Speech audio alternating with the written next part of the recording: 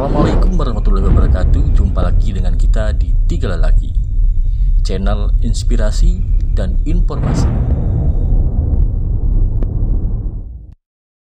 Jangan lupa like, subscribe, dan share channel YouTube kami, Tiga Lelaki. Sekolahnya belum seperti sekarang, belum ada impres-impres, masih di gedung milik seseorang. Jadi kami numpang di sekolah, atau di sekolah itu numpang di gedung milik seseorang. Nilai bagus ditempelkan di pipi sini, plok. Wah, ini saya nilainya bagus 70.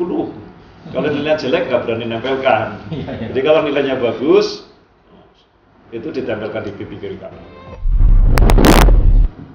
Nah, tahun 71 ujian negara. Ujian negara itu sangat ketat sekali. Tidak seperti sekarang. Dulu nggak lulus ya nggak lulus. Jadi biasa di SD sampai umur 15 tahun itu biasa. Nah, jadi ada yang di SD sampai tidak naik kelas sampai 3-4 kali biasa. Dan tidak protes. Nah, biasa.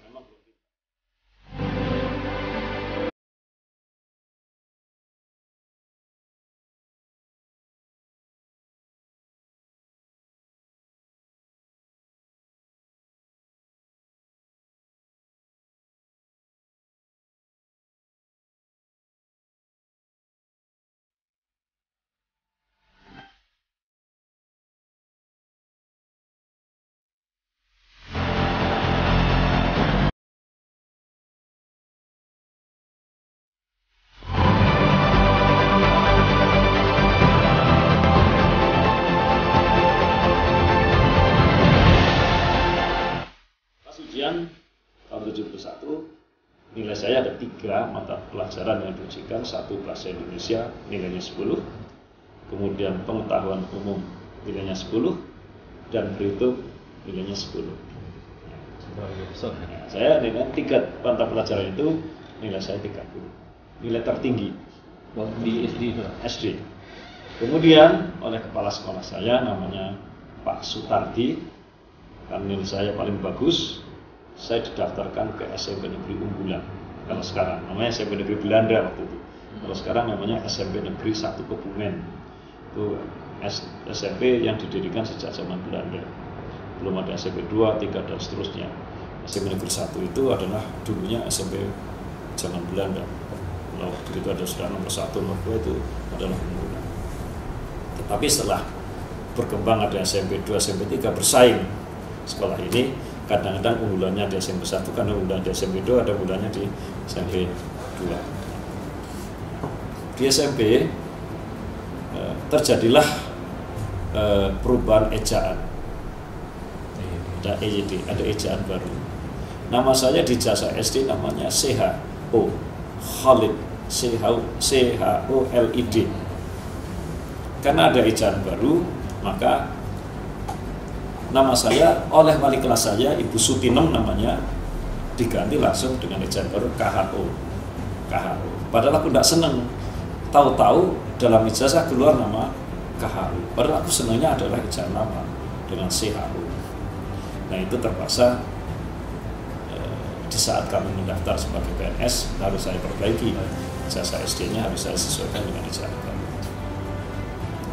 Di SMP saya wajib mondok pesantren, karena maunya bapak saya adalah saya masuk PGA 6 tahun untuk menjadi guru agama di SD MI, karena waktu itu pendidikan agama itu ikatan dinas oleh Kementerian Agama, langsung diangkat jadi pegawai negeri. Kemudian guru saya Pak Sutardi sama Pak Mario datang ke rumah saya menghadap orang tua saya, Pak Basir, karena tahu saya bapak saya guru lebih tinggi, guru di namanya SPIAIN. Guru juga main, Pak. Bapak saya guru lulusan UII. Bapak saya sarjana muda UII.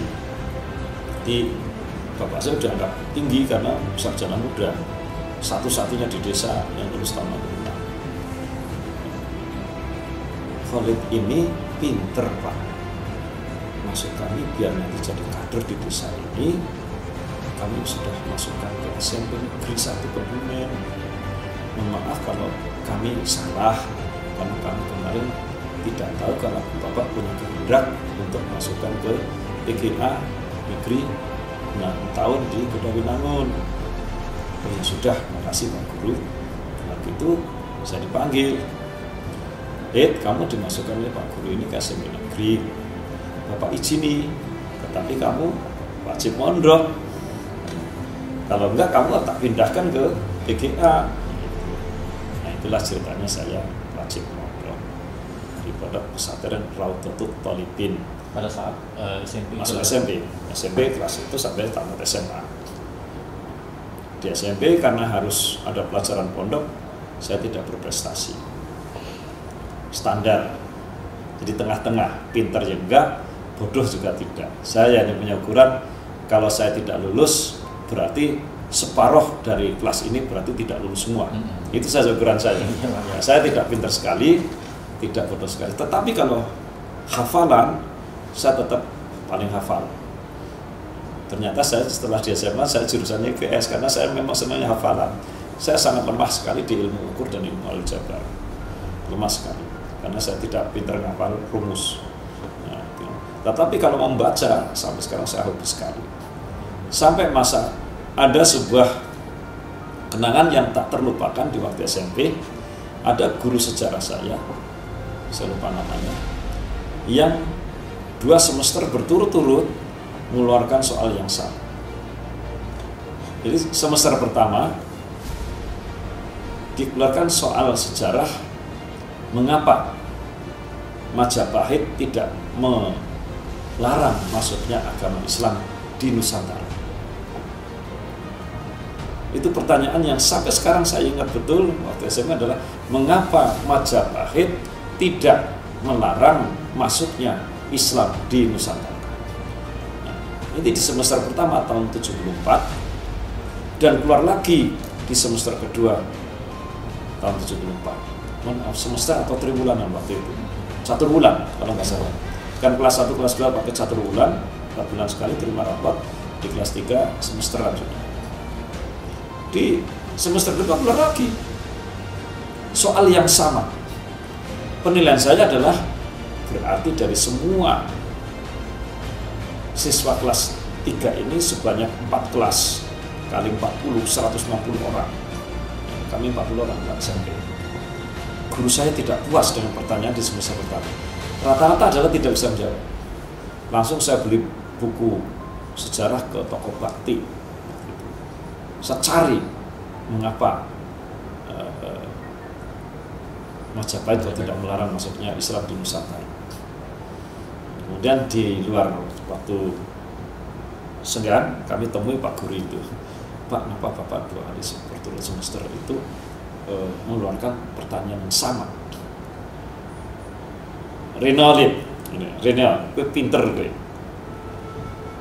Semester pertama pertanyaan itu 1 pun tidak ada yang jawab benar.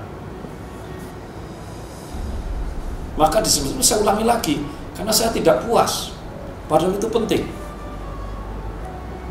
Berkembangnya Islam di negara kita itu penting. Nah, kalau seandainya Majapahit waktu itu menghalangi masuknya Islam, tidak akan berkembang seperti sekarang ini. Dan negara-negara kerajaan waktu tetap Hindu, Buddha. Karena memang Hindu Buddha sudah lebih dulu ada. Itu jawaban. Itu yang sampai sekarang saya tak terlupakan.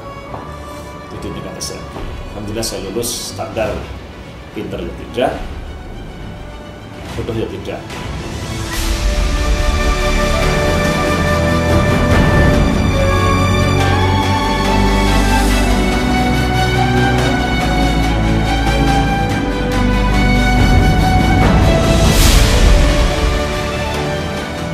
Kenapa di pesantren adalah mencuri makanan, punya kawan. Jadi umpamanya saya sedang masak nasi, saya sudah kelaparan, ini ada nasi yang sudah masak, nasinya belum masak, saya makan dulu yang ini, saya ambil spirit. Pinter, tetapi kalimat saya seperti tadi, Kalau saya tidak naik kelas, berarti minimal separuh dari kelas ini tidak naik semua. Artinya saya di atas mereka, tapi di bawah yang pintar-pintar. Karena dia Kristen, saya tahu dari SMP juga satu kelas, di SMA juga satu kelas. Karena dia tahu saya di pesantren, dia akan manggil saya, tidak pernah manggil Khalil. Quran!